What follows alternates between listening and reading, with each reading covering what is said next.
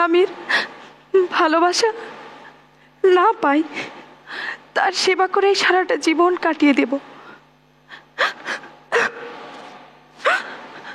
কিন্তু আজ কিন্তু সব কথা তো আর সবার সামনে কোয়া যায় না। অফিসের নিয়ম কানুন বলেও তো একটা কথা আছে। যেই বন্ধু কষ্ট পাবে ভেবে আমি আমার নিজের ইচ্ছের বিরুদ্ধে গিয়ে তাকে বিয়ে করার সিদ্ধান্ত নিলাম।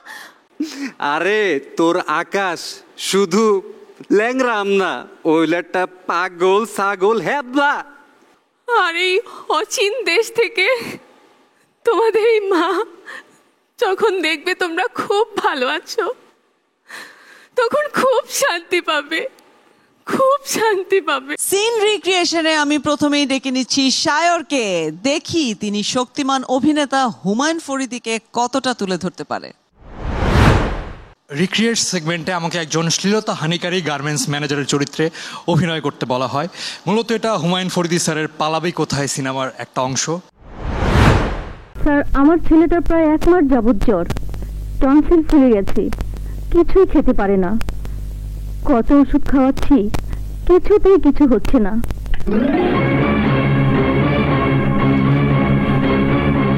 দেখো আফরোজা, তোমার প্রবলেমটা আমি বুঝতে পেরেছি, কিন্তু সবার সামনে তো সেটা বলা যায় না। অফিসে নিয়ম শৃঙ্খলা বলে একটা কথা আছে। জি। শোনো, তোমার বিপদ মানে আমার বিপদ। জি স্যার। আবার আমার বিপদ মানে তোমার বিপদ। শোনো আফরোজা, তোমার সব প্রবলেম কিন্তু আমি বুঝি, কিন্তু সব কথা তো আর সবার সামনে কোয়া যায় না। অফিসের নিয়ম কানুন বলেও তো একটা কথা আছে।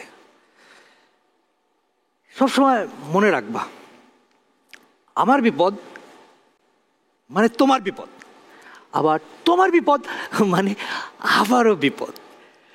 তা দেখে তোমার অসুখটা কোথায়? তাতে কি তোমার হতে কতক্ষণ? মনে রাখবা, পৃথিবীর সব রোগ আছে।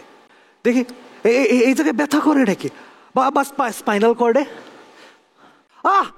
অসুখটাই তো কি, চেক আপ করতে কতক্ষণ? আসো আসো আসো। আমার মনে হয় তোমার সিকোয়েন্স অবজারভেশনটা ওয়াজ নট প্রপার। আমারও মনে হয়েছে যে তুমি খুব বেশি ওই ডায়লগগুলো ডেলিভারির দিকে কনসেন্ট্রেট করেছো। জাস্ট কপি করারই চেষ্টা হয়েছে, আটাও পর্যন্ত কপি করেছো। ফরিদী স্যারের ডায়লগ রিক্রিয়েট করা আসলে অনেক সাহসের ব্যাপার। দর্শক, আমাদের এবারের প্রতিযোগী নূপুর। আমি যে সেগমেন্টটি পাই সেখানে হলো একজন সদ্য বিবাহিত নারী ছিল যার শ্বশুরবাড়ি থেকে মিথ্যা অপবাদ দেওয়া হয়েছিল যে তিনি একটি দুরারোগ্য রোগে আক্রান্ত। তো এই ব্যাপারটাই সে অনেক অপমান হয় এবং তার লিগ্যাল যে গার্ডিয়ান ছিল, চাচা এবং চাচি, তাদের সাথে একটা কনভারসেশন হয়। সেই কনভারসেশন নিয়ে আমার প্রেক্ষাপটটা। আমি টেস্ট করাতে চাই। কিসের টেস্ট? আমি দেখতে চাই আমি HIV পজিটিভ কিনা। প্রশ্নই ওঠে না। আমি তো বলেছি তোর শরীরে HIVর কোনো অস্তিত্বই নেই। আপনি তো বলেছিলেন আমার বাবা মা রোড অ্যাক্সিডেন্টে মারা গেছেন, কিন্তু সত্যটা কি বেরোলো চাচা? এই সত্যটা যদি আমি আগে জানতাম তাহলে আমি আমার জীবনটাকে অন্যভাবে ভাবতাম। আমি টেস্ট করাতে চাই। আমি দেখতে চাই আমার HIV হয়েছে কিনা। চাচা, আপনিই না বলেছিলেন আমার মা বাবা রোড অ্যাক্সিডেন্টে মারা গিয়েছে? তাহলে সত্যটা কি বেরোলো চাচা? আমি যদি ওই সত্যটা জানতে পারতাম আজকে আমার এই অবস্থা হতো না, এত অপমান আমি সহ্য করতে হতো না। চাচা, আজকে আমি কি হারিয়েছি তা আপনি বুঝবেন না। স্ত্রীর অধিকার কি তা আমি জানি না, কিন্তু বন্ধুত্বের যে সম্পর্ক, যার উপর আমার অগাধ বিশ্বাস ছিল, ভালো যেই বন্ধু কষ্ট পাবে ভেবে আমি আমার নিজের ইচ্ছের বিরুদ্ধে গিয়ে তাকে বিয়ে করার সিদ্ধান্ত নিলাম। আজ সে আমার পাশে নেই, সে আমার পাশে নেই। অন্য মানুষেরা, হ্যাঁ চাচি, অন্য মানুষেরা। আমার যদি HIV হয়েও থাকে, আমার জীবন যদি এখানে শেষ হয়েও যায়, যাক, আমি তাও ওই অন্য মানুষদের কাছে মাথা নত করতে পারবো না, পারবো না। তোমার অভিনয় আমার ভীষণ লাউড লেগেছে। সত্য বাস্তব, এটাকে আপনি একটু প্র্যাকটিস করার চেষ্টা করবেন। লাউড হয়ে গেছিল একটু বেশি। Not so good, there is some positive, যা হওয়া দরকার নেই। দর্শক এবার পারফর্ম করবে মিষ্টি ঘোষ। আমরা দেখতে চাই মিষ্টি ঘোষ আমাদের সুপারস্টার, আমাদের সবার প্রিয় শাবানা ম্যামকে কতটা ফলো করতে পারে। আমার রিক্রিয়েট সেগমেন্টে শাবানা ম্যামের বরণের পরে সিনেমার একটা প্রেক্ষাপট ছিল, যেখানে উনি একজন ক্যান্সার রোগী, একজন মা। ছোট্ট একটা সুন্দর সাজানো বাড়ি, সে বাড়িতে আছে মা বাবা আর ছোট বড় সুন্দর সুন্দর আদরের বাচ্চারা, কিন্তু ওদের বাবা কোনো কাজ করতে পারে না, কারণ তার হাত নেই। আর মা খুব অসুস্থ, অল্প দিনের মধ্যে এমন এক অচিন দেশে চলে যাবে যেখান থেকে আর ফেরা যায় না। তাই অসুস্থ মা ঠিক করেছে যে অচিন দেশে যাবার আগেই বাচ্চাদের এমন সব লোকদের কাছে দিয়ে যাবে যাদের সুন্দর বাড়ি আছে, গাড়ি আছে। ছোট্ট একটা সাজানো বাড়ি, যেখানে আছে বাবা মা, আদরের সুন্দর সুন্দর বাচ্চারা, কিন্তু তাদের বাবা কাজ করতে পারে না কারণ তার হাত নেই। আর মা খুব অসুস্থ, অল্প কিছুদিনের মধ্যে এমন এক অচিন দেশে চলে যাবে যেখান থেকে আর ফিরে আসতে পারবে না। তাই অসুস্থ মা ঠিক করেছে তাদের বাচ্চাদেরকে এমন লোকজনের কাছে রেখে যাবে যাদের আছে অনেক বাড়ি ঘর, যাদের দামি দামি পোশাক আছে, অনেক খেলনা আছে, অনেক ভালো ভালো খাবার আছে, অনেক বই আছে। তাহলে বাচ্চাদের কি করা উচিত তুমি বলো? না, যার অনেক বেশি অসুখ হয় সেই শুধু ওই অচিন দেশে চলে যেতে পারে। মিনু, আমার ক্যান্সার হয়েছে, ডাক্তার বলেছে আমি আর বেশি দিন বাঁচবো না। তোমাদের এই অভাগিনী মা তোমাদের ভবিষ্যতের কথা ভেবে তোমাদেরকে আপন লোকের কাছে রেখে যাবে। তারা তোমাদেরকে আমাদের মতো করে ভালোবাসবে, আদর করবে, যত্ন করবে। তোমরা অনেক ভালো থাকবে, অনেক সুখী হবে। আর এই অচিন দেশ থেকে তোমাদের এই মা যখন দেখবে তোমরা খুব ভালো আছো, তখন খুব শান্তি পাবে, খুব শান্তি পাবে। মিনু, তুমি তো জানো তোমার আব্বু কাজ করতে পারে না, তার হাত নেই, তোমাদের দেখাশোনা করতে পারে না, তোমাদের খাওয়াতে পারে না। মিনু, তুমি কি চাচ্ছ তোমাদের মুখে দুবেলা ভাত তুলে দেওয়ার জন্য তোমাদের আব্বু রাস্তায় ভিক্ষা করুক? Minu, Shabana was very glamorous, কিন্তু এখানে কোনো ধরনের ওভার মেকআপ, লাউড মেকআপ কিছুই না, জাস্ট সিম্পল বিলিভেবল মাদার। ওইটা আপনি খুব মিস করেছেন। একেবারে হয়তো নি, আমার কাছে মনে হয়েছে যে একটা উপস্থাপনার মতো হঠাৎ করে শুরু হয়ে গেল। শুরুর দিকে আমরা ধরতে পারছিলাম না, কিন্তু শেষে গিয়ে তুমি পিক করেছো, সেটা একটা পজিটিভ দিক আছে। ইমোশনটাও একটু কম ছিল ওভারঅল। দর্শক এবার মঞ্চে আসছে ইতি সূত্রধর। আমরা দেখতে চাই মান্নার বিপরীতে ইতি মৌসুমী হয়ে উঠতে পারে কিনা।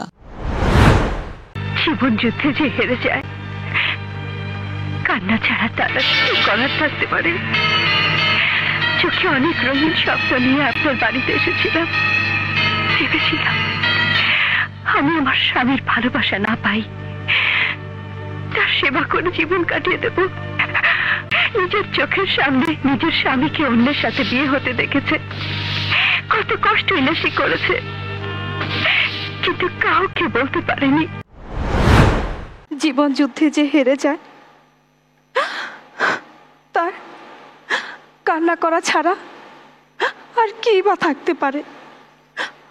কত রঙিন স্বপ্ন নিয়ে এসেছিলাম এই দু চোখে, এই বাড়িতে। ভেবেছিলাম স্বামীর ভালোবাসা না পাই, তার সেবা করে সারাটা জীবন কাটিয়ে দেব। কিন্তু আজ বুঝতে পেরেছি আমি আমার স্বামীর মনে কোনো জায়গা করে নিতে পারিনি। আজ আয়নার সামনে নিজেকে দেখে ভীষণ কষ্ট হচ্ছে। মনে হচ্ছে আমি আমার নিজের স্বামীকে অন্য এক মেয়ের সাথে বিয়ে হতে দেখেছি। আমার ভীষণ কষ্ট হয়েছে, কিন্তু আমি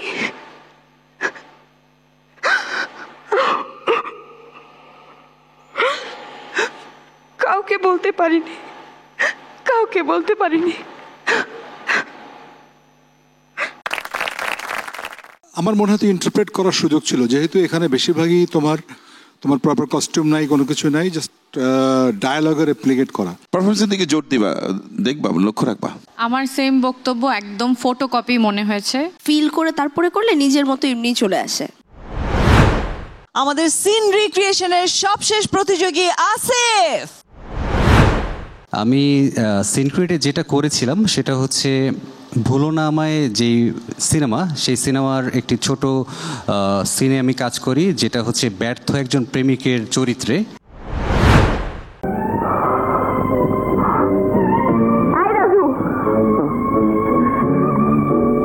তোর সঙ্গে আমার কথা আছে। বল, তুই আমারে ভালোবাসিস রাজু? কেন?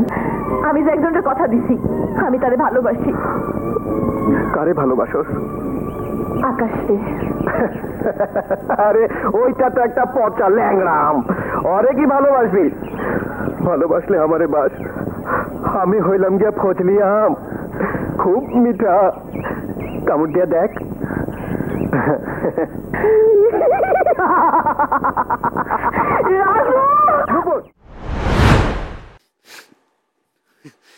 বল,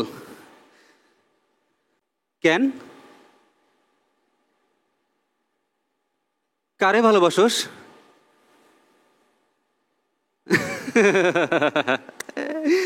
আরে আকাশ তো হইলো একটা পচা ল্যাংরাম, তুই ওরে কেন ভালোবাসবি?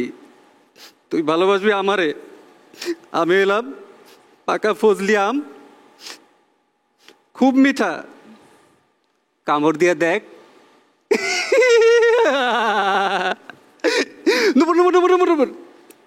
আরে তোর আকাশ শুধু ল্যাংরাম না, ওইল একটা পাগল ছাগল হেবলা। আমি তোকে প্রেমের কথা শুই না, আমি ওরে গিয়ে বানায় কইছি যে আমি তোরে ভালোবাসি, আর এই কথা শুই না ও ভাবছে আমি নাকি এটা সত্যি কইছি।